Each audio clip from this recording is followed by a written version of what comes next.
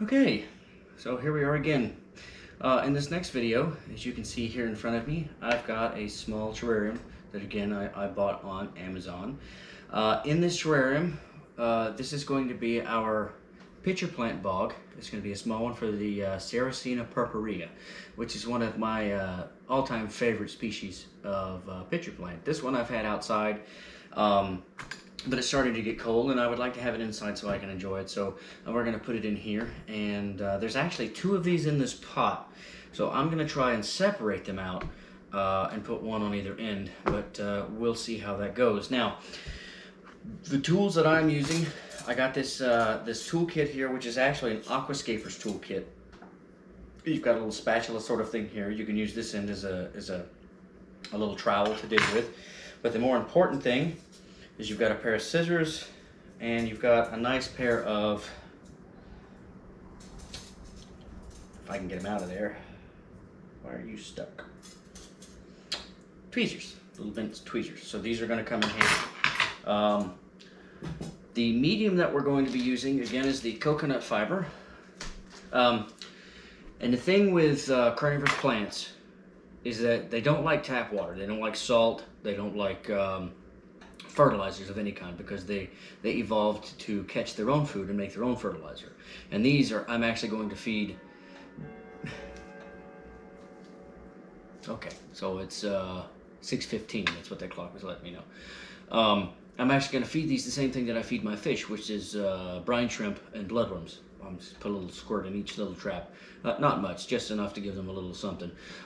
So this coconut bark has been hydrated with water that I pulled out of a pond I have outside. So this is not tap water. This is hydrated with pond water. So again, I've got my little Pyrex dish here, which is still a little dirty from the last project we did. What I'm going to do is I'm going to lay down maybe a ½ an inch layer of these this aquarium gravel. Now, unfortunately, all I had was blue, so we're just going to have to use blue. It's not my favorite thing to use, but we're going to use this. And then on top of that, I have some fluorite black left, just a little bit. It's not enough to really go in an aquarium. We're going to put a layer of that on top of this, and then we're going to put this down. So, so let's get started. So the first thing we're going to do is I'm going to put our little glass terrarium in our little container here. And it's got this neat little arm that'll hold the door open, so that if it gets too much moisture, you need to vent it, because airflow is kind of important. You can open it and let that happen. So we're going to take and pour some of our gravel in. Then we're going to take our little aquascaping tool and use it for what it's made for, to smooth out the surfaces. Now, Sarracenia purpurea is one of the best candidates for a setup like this because it's short and squat. It doesn't get tall like the other trumpet pitchers do. It stays about this height. It doesn't really get much taller. The only thing we're going to have to worry about is when it blooms, the bloom spike. But I'm hoping that when that happens, I'll be able to direct them out of the hole, out of the lid, so they'll be able to bloom. If I get so lucky as for them to do that. I think that's going to work just fine. Now eventually I'm going to put in some live mosses and probably some roly-polies, maybe a few worms or something. I don't know, there may not be enough substrate for that, but we'll see. Alright, so now for our fluorite black, and we'll flatten that out. So here's this. So let's put in some of this. Now this is going to be a little bit harder to spread, I think, because it's so moist. So I got a letter in the mail today from our mail carrier. See, we have a private drive that we live on. A long time ago, my grandfather opted out of having the county take care of it, so it's getting to be, it's just a red dirt road. And to be fair, it is getting to be a little bit rough, but it's still traversable. And I mean, it's still, you can still drive down it and not tear anything up. The thing about it is you just have to slow down. Well, our mail carrier has taken it upon herself to demand that we move our mailboxes now because we haven't been able to keep the road up by having it graded since my grandfather passed away, because he used to do all that. And she's now demanded that we move our mailboxes to the main highway, so that and to get bigger mailboxes so she doesn't have to bring packages up onto the porch. So, you know, I kind of understand that, but she needs to understand she just needs to slow down. I mean, it's all she's got to do. Just slow down a little bit. She'll be fine. But she wants to fly up and down our road. So I'll meet her halfway. We're going to try to fix the road, but I'm putting in speed bumps. Just out of spite. But we're not moving our mailboxes. That's not going to happen. So, okay. So that's our base there. I don't have enough of that in there just yet, but we're going to try to take this guy out and separate him and cut some of the dead leaves off. We're going to take our little scissors here. We're going to cut off all the little dead stuff, or dead or dying stuff, so that it's nice and clean. And plus so I can see the rosette a little better. So the way these things grow is they grow in a rosette, which means they just grow from a centralized point. Say this pot's the dead center, and then you'll have a trap come out and they go all the way around. And each time, each layer of leaves, the layer before it starts to die, and then you get new layers on top of it, and it slowly gets taller. So there's actually 2 of these growing in this pot. So they can't properly form their rosettes because you got one growing right on top of the other. So my hope is that I can easily separate these 2 that are growing in here to allow each of them room to form their rosettes a little better. Now the only problem is they're so close. This thing was wrapped in sphagnum moss when it was planted in its little pot as a seedling. So I'm going to try to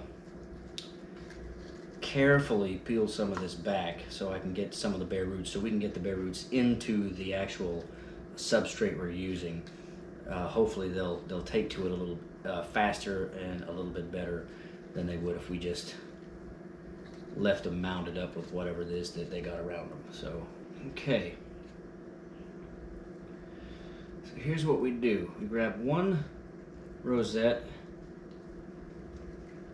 Actually, I'm going to take these scissors and go in here. Go in between each one.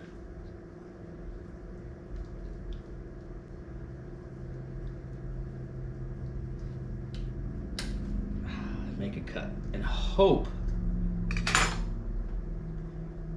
that there are enough roots on each one, which there are.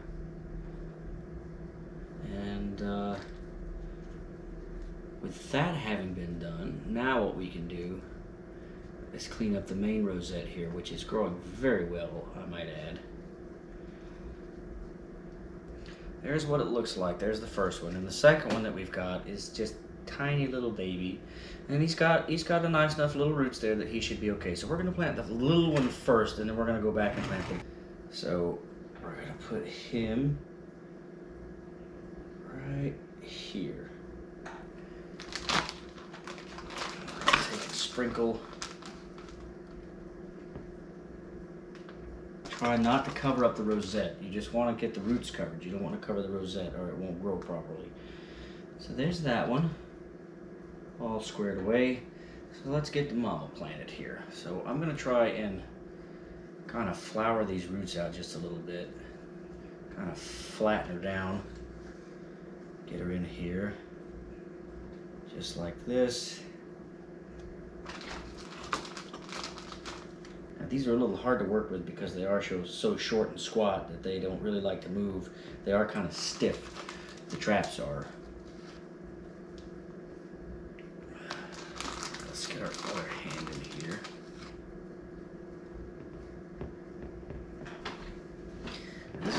Downside to working in a small area like this is you really don't have a whole lot of room to get your hands in there. So So now that we've got that, I'm just gonna sprinkle some of this around here. And we're gonna use our little tool here. We'll use the small side to kind of get in here and push some of this into the little corners. Okay, so now that we've got it all planted, I'm going to just take a paper towel, wipe her down. So let's try to pour a little bit more water in, hopefully without making too much of a mess. All right. So there you have it. Remember those tweezers that I fought to get out of that bag and bragged about and you didn't see me use once during that whole video? Well, I'm gonna use them here in an effort to kinda clean it up to where we can see inside here.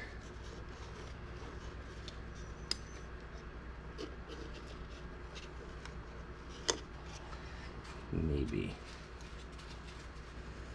use them like a little mop.